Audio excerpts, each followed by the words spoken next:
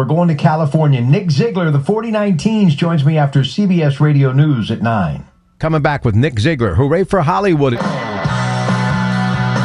this is going to be a fabulous way to close a very busy week for me, but it doesn't ever end because tomorrow we're going to be out and about doing a bunch of videos, and I hope that you will definitely subscribe to my YouTube channel, youtube.com/Rob Pratte, Pratte, at Rob Pratte, Twitter, and of course Facebook.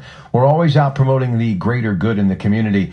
And listen, there's not a community that I love more, which has kind of become my adopted home, Monaca, Pennsylvania.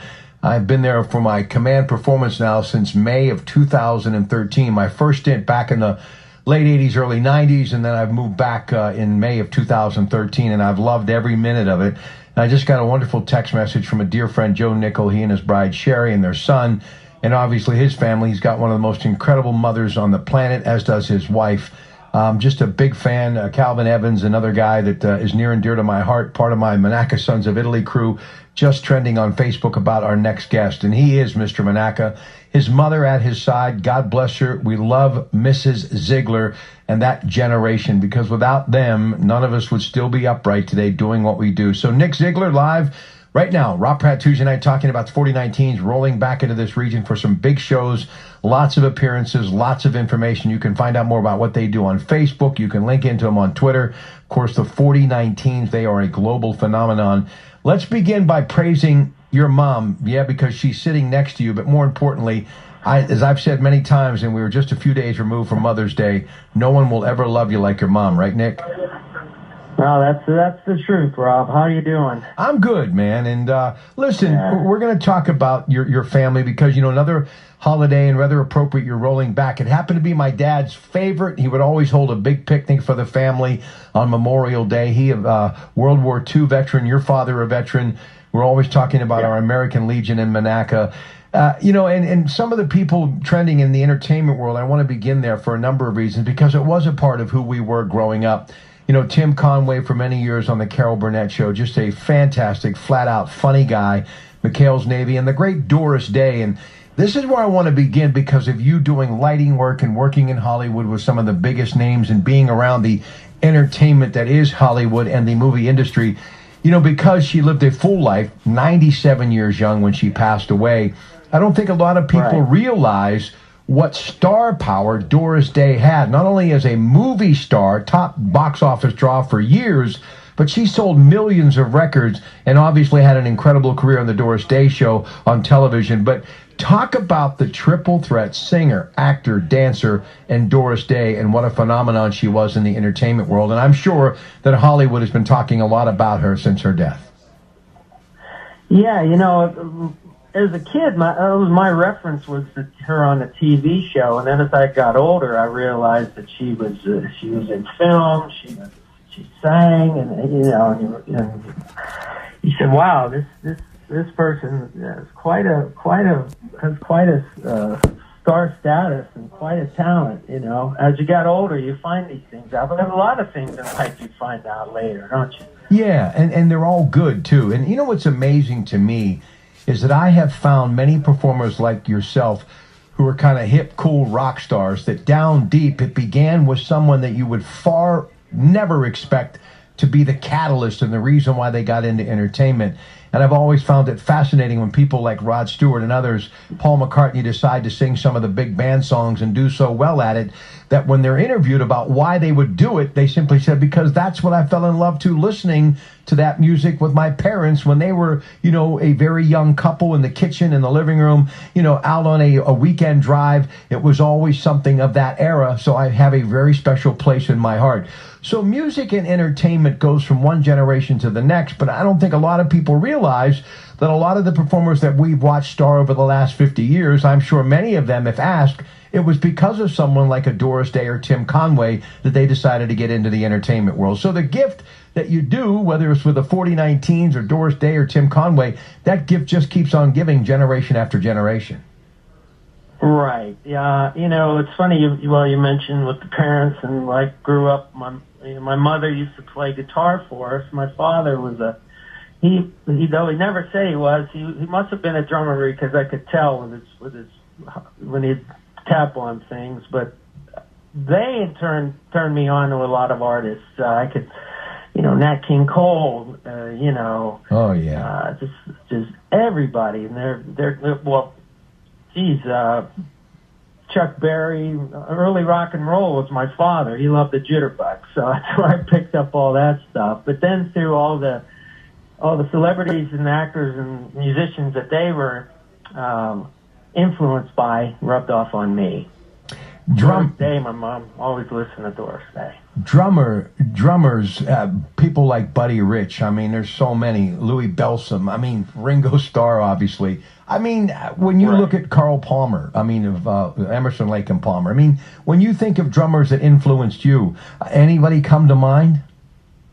Well, initially it was Keith Moon. Yeah. Obviously from The Who, and also with Charlie Watts from Rolling Stone. Right. Dennis Wilson. I get a lot of flack for people say who you like. I said Dennis Wilson. Hey, he got the ladies. He looked good up on stage. Beach Boys. Hell of a drummer, in my opinion. Beach Boys, right? Yeah, died a very untimely death, very young. He's another guy. And people look at the Beach Boys like this band of just like a fluff. In other words, they were just at the right place at the right time. But what Brian Wilson did as an engineer and producer, people are still using today, and the Beach Boys have credited many of the things that the Beatles have credited many things that the Beach Boy did during their time, their heyday in Southern California, was the reason for their success, especially engineering in the studio. So Brian Carl and Dennis Wilson, Al Jardine, Mike Love, they were a huge influence in music, still felt to this day. Oh, right. Yeah, Paul McCartney, like you said, he's the first one to admit, the early Beach Boys clearly influenced the Beatles because 60, 61, they hit first, that was their influence, and they were constantly battling it out. But I can't think off the top of my head what McCartney said. I think it's Pet Sounds. I'm not sure. Yeah. It was Pet Sounds, right? And they used some of that on Rubber Soul. You're absolutely right. And Terry Melcher, the late son of Doris Day, who passed away in 2004, did a lot of work with the Byrds, Paul Revere, but he also had a great partnership with Brian Wilson and the Beach Boys, involved also in their last #1 hit record, Kokomo, from '88. So, I guess the world gets smaller each and every year, but when it comes to entertainment, all roads kind of lead to each other when it comes to collaborations, right? Right. It's interesting you mentioned that about Terry Melcher. I had no idea about that, but I knew he was in that circle. You learn something new every day. That's right. All right, listen, when we come back, we got a lot to get to. I love this guy, love who he is and what he stands for. And I don't think I've ever met anybody with this kind of talent who has done what he has done in his life, that when he comes home, and, he and Scott Tatey, who's the best entertainment writer on the planet from the Beaver County Times, and my buddy Rick Granati and the Granati, who I absolutely love like family. These are some of the most humble, down-to-earth people, going back to my relationship with B.E. Taylor and Donnie Iris and the Skyliners with Jimmy Ross performing with Jimmy Beaumont, and now, of course, with the Jaggers. I mean, there are so many of them, Joe Grishecki, that just truly are everything that's good with this region. And I'm so excited to have Nick Zeigler here, and the 4019s are coming back for Memorial Day. So we're going to tell you all about that when we continue with Nick Zeigler live tonight, Rob Pratte, Tuesday night, KDKA Radio. Your source for everything that's news. Hear it on News Radio KDKA.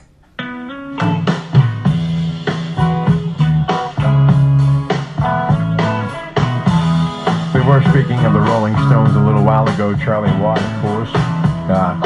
Keith Richards, Mick, Ron. What a crew, what a band. Mick, a bit of a health setback, but they'll be touring again soon.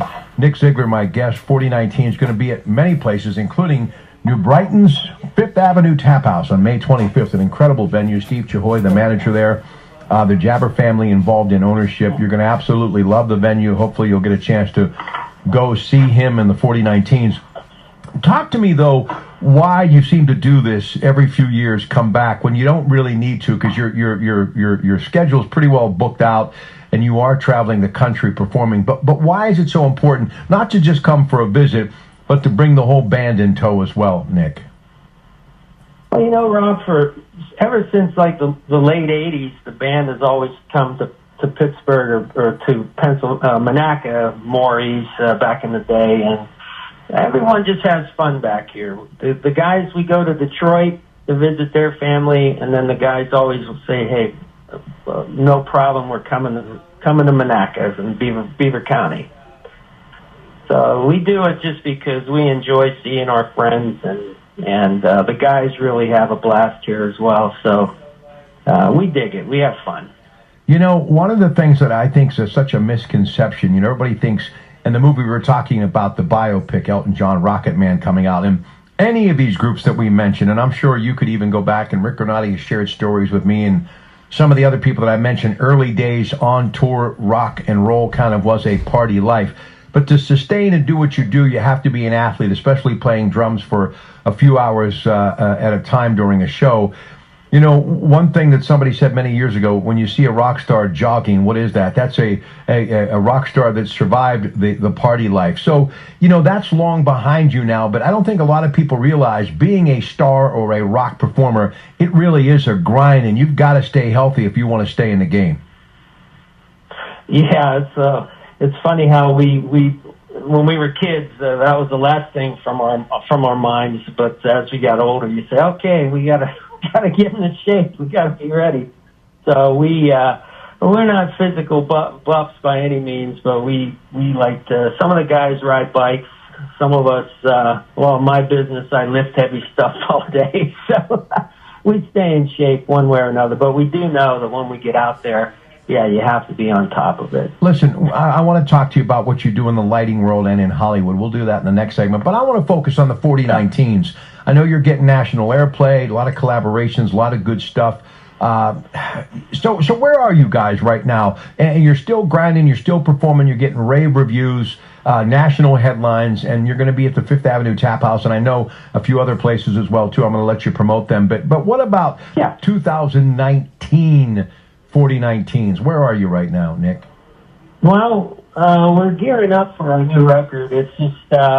probably we're figuring July. We're just doing all the finishing touches and getting it ready. So by July, we're looking to have it out.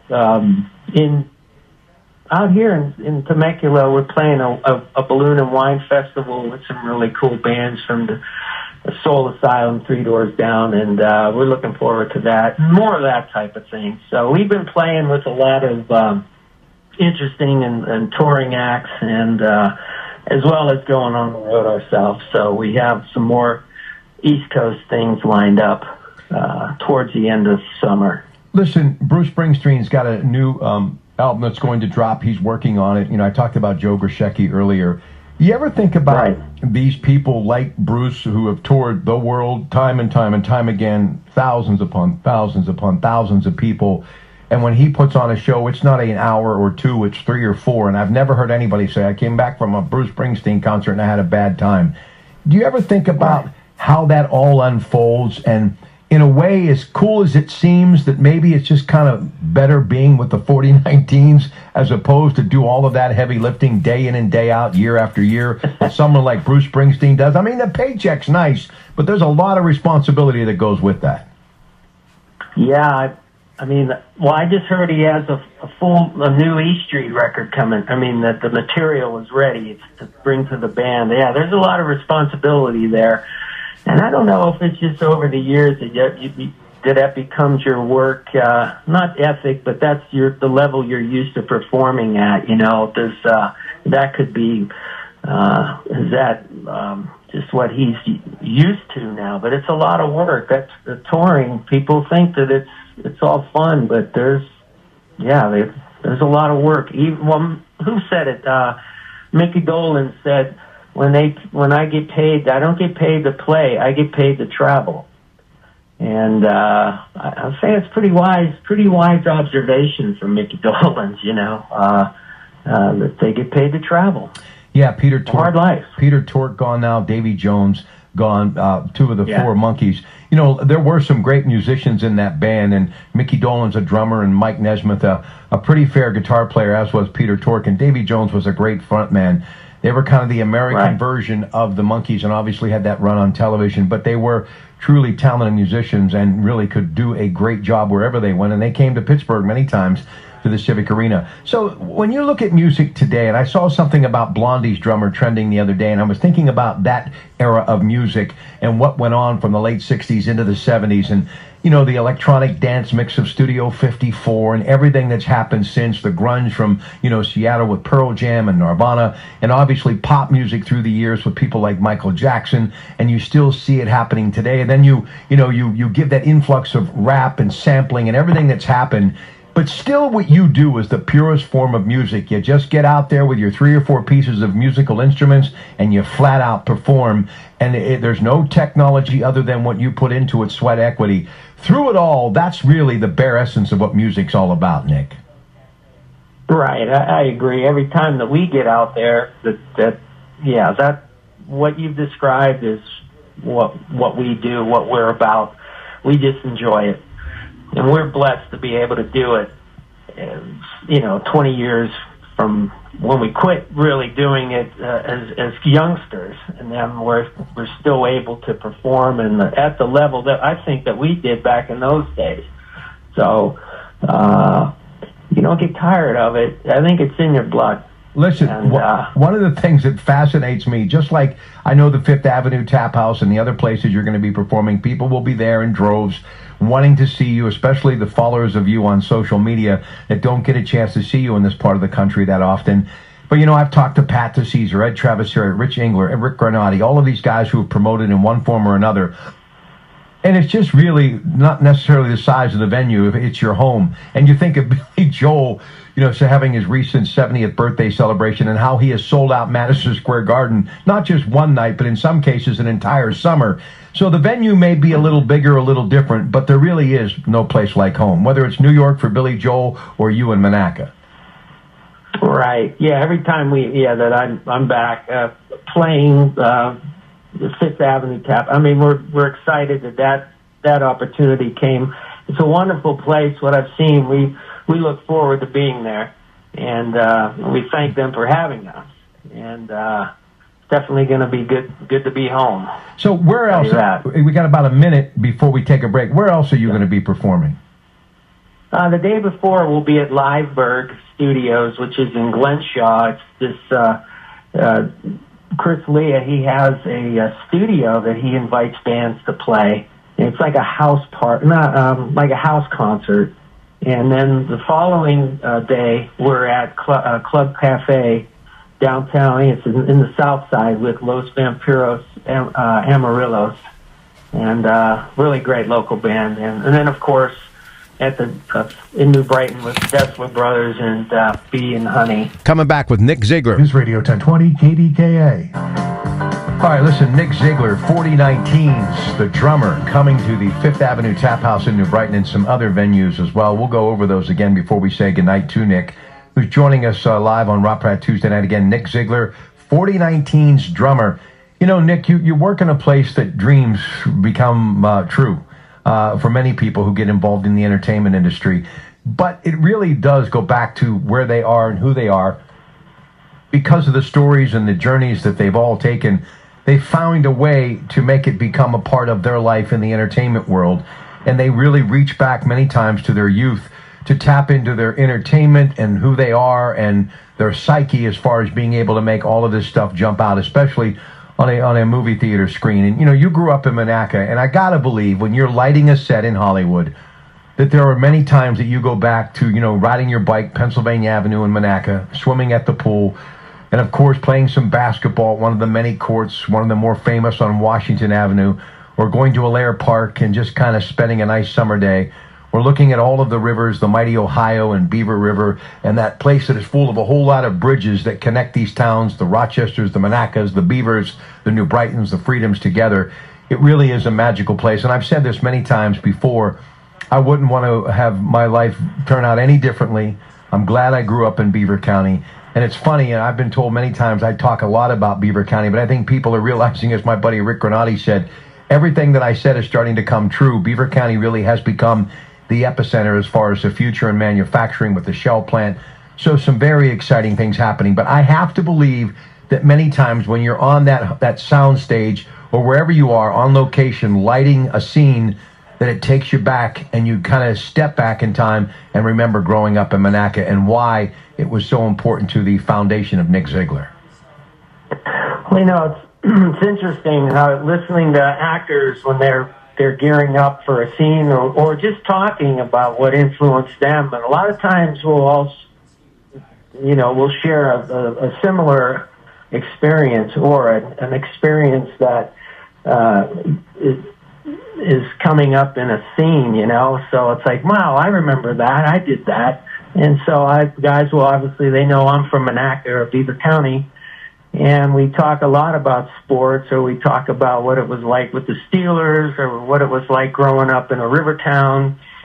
And there's a lot of experiences that I'm able to share with my coworkers, and they're eager to learn about here. And I knew a couple guys that went and worked on the Mr. Rogers film, and they fell in love with the town. So, you know, it's interesting how different experiences that are similar somehow make people bond. Now, you're talking about the Mr. Rogers movie starring Tom Hanks that's going to be coming out. Is that what you were talking about? Correct, yeah. A couple friends of mine worked on that, and they were in the town for, I'm not sure how long it filmed for, but they fell in love with the town. They enjoyed it tremendously. Give me some of your Hollywood credits. I know you've worked with Clint Eastwood, but what else have you done, Nick? Let's see, I've worked on... Captain Marvel, just finished that. Well, that did quite well. That was a great one to work on. I've done a lot of TV. Just finished working on Speechless, which was Minnie Driver, and let's see. Currently working on a project I can't really talk about, but at some point I'll let you know. Okay. Let's see, what other television? I've worked on NCIS, CSI Las Vegas, that type of stuff, a lot of television. And it's funny how you work in TV for a spell, and then your show goes down, then you find yourself working movies, or you'll find yourself working commercials. I just met a guy on this last show, he's from Pittsburgh. And he was talking about at some point he wants to come back home once he retires. So I said, yeah, it's waiting for you. It'll always be there, you know. Well, listen, Nick Zeigler, 4019's my guest. They're going to be back in this area performing. We'll tell you about those dates in our last segment. But it's really always good catching up with you. How did you make the transition? Obviously, you had to pay the rent.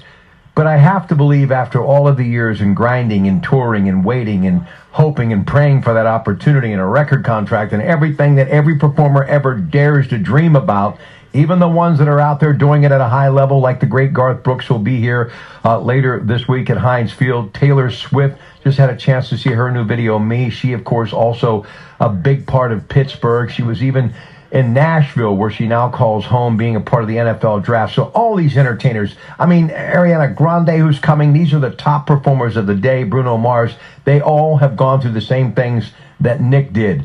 But why was it, and I have to believe it was just trying to stable your life a little bit, and how did you make the transition from playing drums in a rock band and on that journey to finding yourself lighting a set somewhere in Hollywood? How'd that start? My father was an electrician for J&L. He was in the Line and Wire gang. And so I always knew about electricity and anything with tools and building stuff. And I always was pretty handy with, well, you have to be out there, obviously, keeping your car running and stuff. So while we were actually doing it as young guys, we all had regular jobs that thankfully they allowed us to take time off. They were very friendly to the artists, you know, and then as one band faded away, I found that a friend of mine needed help in the industry, and then one thing leads to another, and 20 years later, that's what I've been doing. So in the lighting business, yeah. And you know, it's funny, as they say, time stands still for no one. It's pretty nice to know that SAG/union card in your pocket, where you are today, the equity, the 401k, all of the things that come with being a member of the union. Even though you're a rock star at heart, you can't stop Father Time. So every morning when you get up and you go to work and you shave and look at yourself in the mirror, many mornings long before the sun comes up, so you can be at work when the natural sun actually lights the set. You have to be to be thanking yourself that you actually took this gig, right? Oh, absolutely. Yeah, it's every day is a different challenge, and it's fun. And it's very artistic. A lot of wonderful people in the business, and that support what we do as well. And a lot of various types of artists. I could tell you there's a guy I worked with who was in Rat. One guy was in the Plimsolls. One guy was there. A lot of guys that as they got older, that they got into the industry, or they were in it one form or another, and then just went full time as they were no longer in doing the rock and roll. But we're fortunate that we're able to still do it, and at the level that we do it. Yeah, so. It's a big time level. Listen, one more thing, and then we'll come back. I think people need to understand, those of us who grew up, whose fathers and family worked in a manufacturing plant, mainly the steel industry. You talked about J&L Steel. Let's face it, what people do in Hollywood behind the scenes, it's as hard, if not harder, and they do the exact same thing with lunch pail in hand every day and put in their decades upon decades of work. And even though the stars sometimes get all the credit, people don't realize when it comes to lighting a set and all the other people that are responsible for building that set, wardrobe, behind the lens of that Panavision camera, they too are the working people of America who are out there every day working at their craft, just like our relatives and family members, and in our case, our fathers did for decades, right, Nick? Right. It's very, very similar. We're proud of the fact that, like our fathers and our grandfathers and grandmothers and anyone from the Pittsburgh area, that we come into a town and we build stuff still. We're very proud of that. The woodworkers, all the carpenters, the painters are just mind-blowing. What these guys do with paint, how they can create three-dimensional. You look at something and you think it's real, and like it's stone. You walk up to it, it's paint, and you go, "Wow, how did they do that?" Very skilled craftsmen.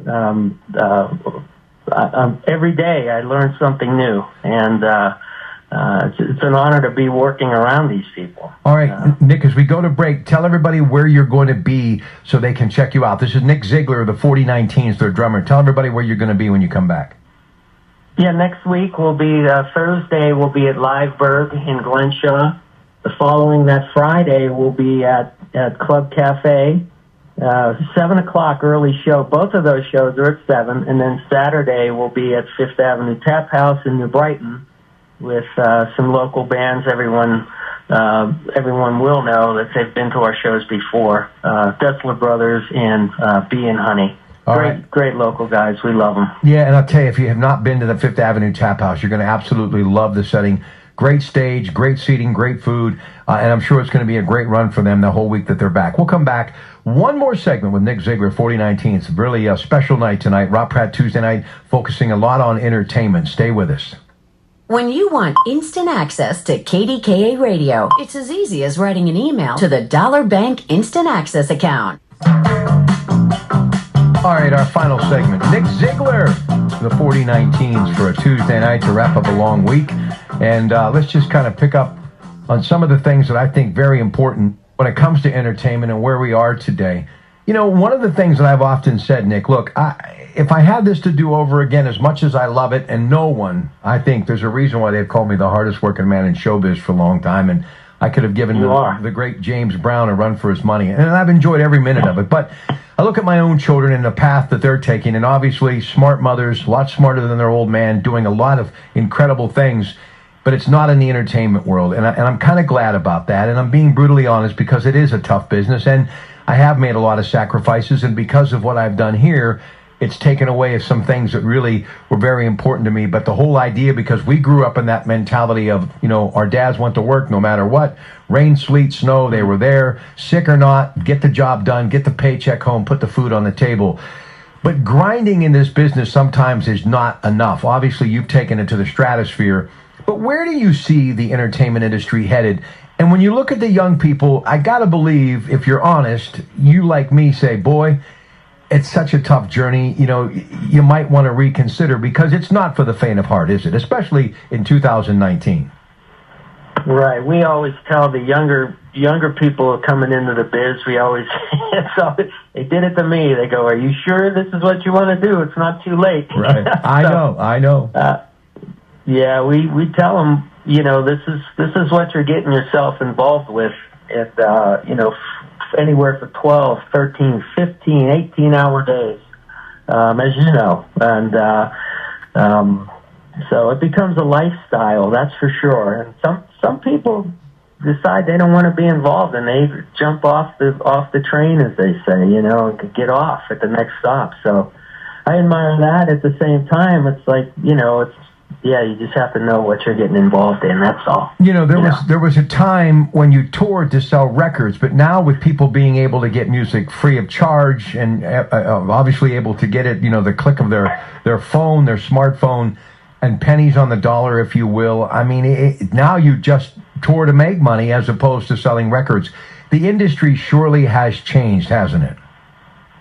Yeah, I constantly hear musicians talking about streaming and how the industry has changed, and there's no longer, you know, how musicians get paid. And the streaming is not where it's at, that's for sure. I hear that from the guys who are doing it, you know, at a highly professional level. So I don't know what's coming down the road. I think that musicians, obviously, you know, touring and selling merch. Honestly, I don't know what the next move is. It's a hard life, that's for sure. Listen, you know, we've talked about all types of music tonight, and I have to focus on another performer. You know, for many years with NWA, Dr. Dre, truly one of the best and greatest engineers ever. Recently, I was watching something with him sampling a Marvin Gaye song and actually remixing a Marvin Gaye song and doing things that were absolutely incredible with it, to where it was like I was listening to Marvin Gaye for the first time. That's how good it was. So you cannot take away the fact that some people truly are musicians that don't play a single instrument. They just, or even have the vocal ability to even sing on any type of musical selection, but they have an incredible ear. So that's another aspect of the business that is growing as well, to where people who have this technology background, and let's face it, you have kids today that can text someone with the phone in their pocket. That's how good they are. To where the whole generation coming up, it's a completely different playing field when you look at music and sound and mixing and putting those multi-track tunes together that are playing, you know, across the country on the airwaves, satellite radio, and obviously people are picking up by dropping them on iTunes and Apple Music and YouTube Music. So it is changing, isn't it? And it's really, an opportunity is out there for more people now than ever before, from all walks of music, than say 30 or 40 years ago, when it was someone like yourself picking up a pair of drumsticks and sitting down and playing something, right?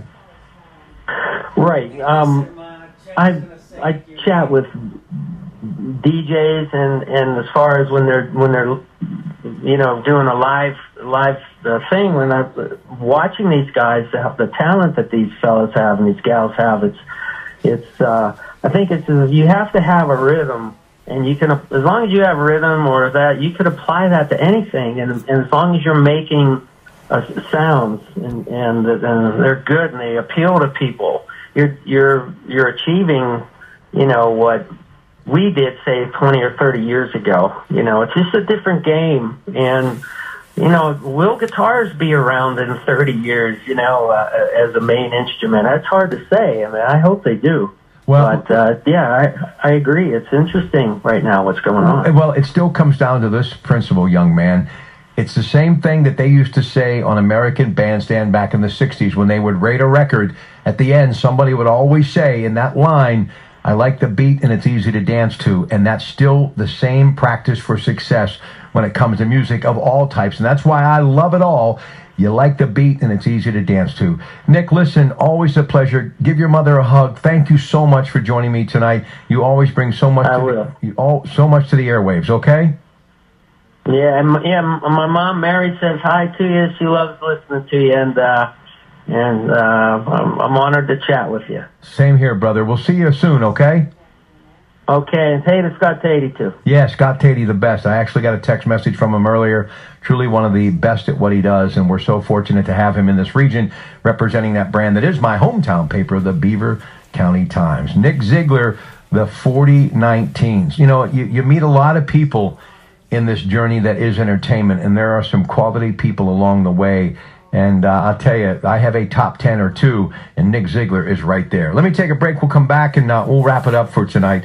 Again, it's been a real pleasure. And we kind of jumped out of the open talk format tonight. And I'll tell you why. Because when you have people like Tim Conway and Doris Day who pass away within days of each other, that is big entertainment news. And when you think of their body of work and who they are, and obviously the time frame where we're getting ready to head to Memorial Day and the kickoff of the summer box office, it only made sense to do that tonight.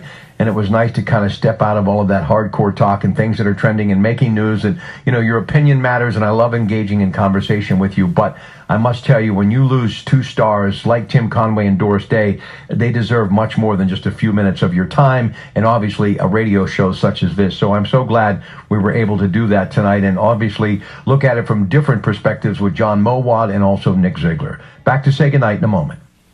More Pittsburghers are waking up to KDKA Radio. All right, Rock Pratte Tuesday night coming to an end, but get ready for Jim Bohannon. Have a great night, everyone, and enjoy your week.